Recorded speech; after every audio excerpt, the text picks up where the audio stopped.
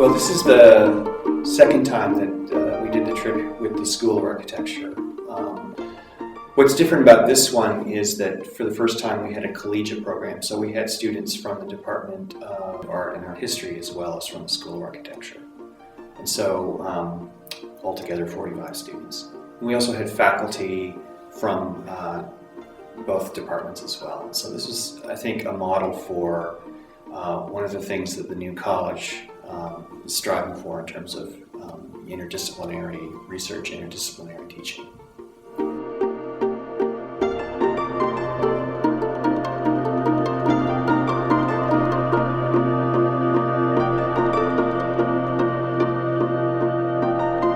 This time, all the students were living in Rome in their own apartments. We were meeting for class as we would here at UNCC, and there was this great sense of being part of the city, both from me and I could tell for everyone else, because we were, and that was very different. And I've lived in the city before, but never with so many people that I was working closely with, teaching, etc. So it was just a rich experience, and when you're traveling anywhere in the world really, with a group of people, their observations, things they notice or take pictures of, the questions they ask, they always change your own perception of the city. So it was very rewarding.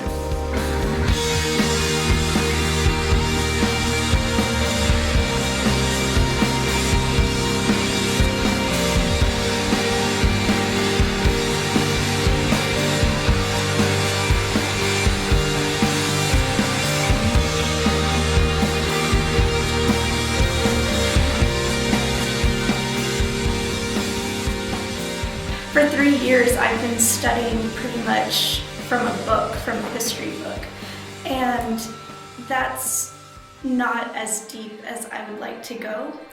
When you are actually in an area, you pick up on things that you wouldn't normally. When you're in class, you're kind of just like directly looking at the object, it's you and the object. On the field, you get to see what it actually is, where it is in the city, and how other people, feel about the object. You can pick up on all of that when you're standing right in front of it, rather than when you're in a classroom looking at just the picture of it.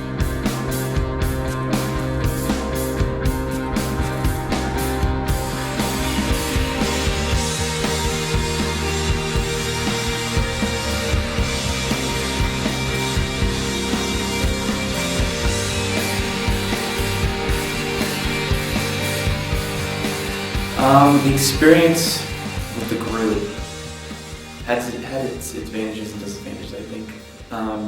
If you really step back and look, you learned a lot more when you were with the group, because you had someone to be like, what's that? The art history students knew about the art, and the architecture students knew about the architecture. And then you had Jim and Jeff and Aspen and Chris, and they had the answers to the more specific questions that the students couldn't answer.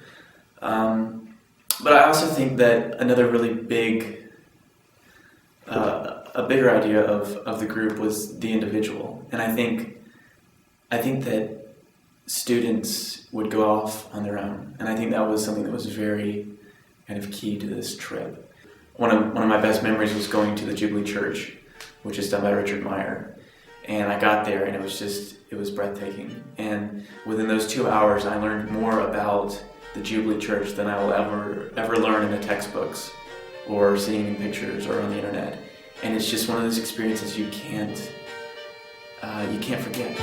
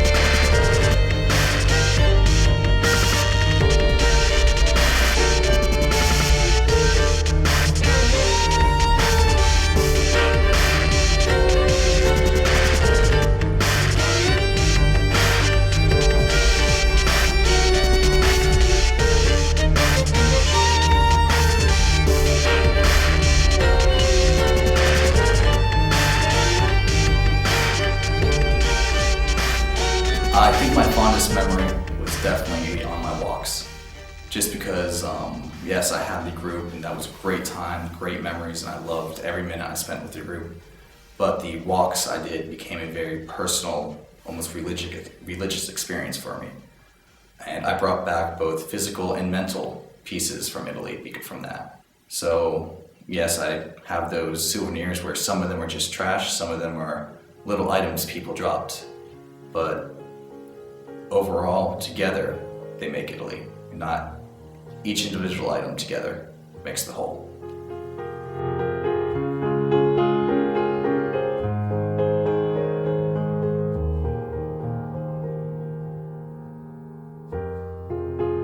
The large final project, the collaborative project that we developed between the architectural drawing students and the photography students, really was designed to have the students analyze over their 4-week period the space of the piazzas in varying ways throughout time of the day, say, and as well as architectural structure.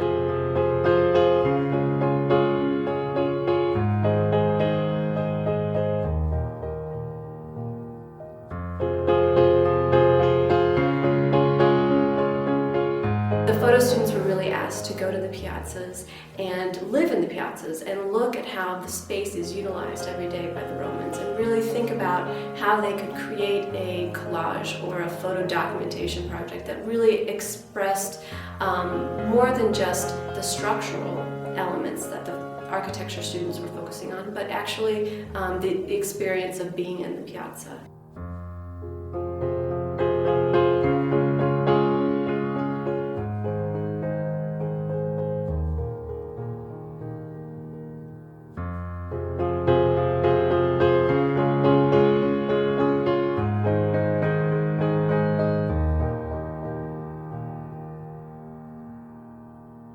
So the task was to just draw every day or draw more than once a day, and it's so easy to get inspired there.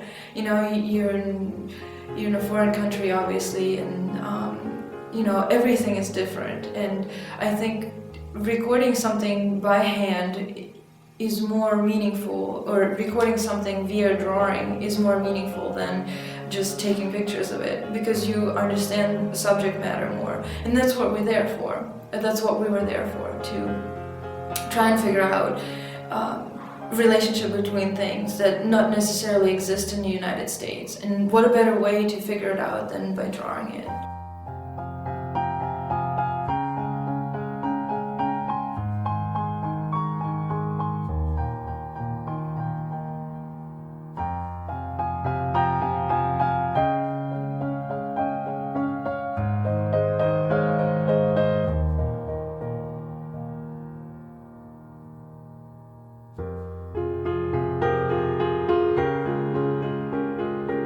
Study abroad provides opportunities for students to learn other cultures, other places, other people, and in so doing they learn a lot about themselves.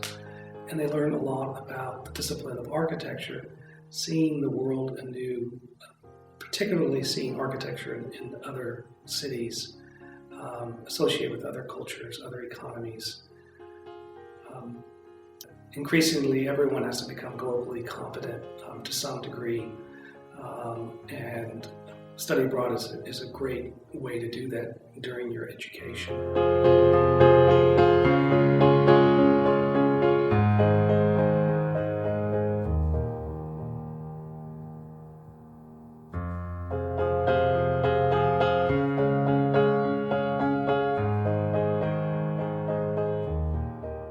In your collegiate and graduate career, there are so many different options of things that you can participate in, but if I had to recommend one, it would be to study abroad if there's any possibility. It will take some additional sacrifices, but it's certainly, hands down, the best experience that I've had.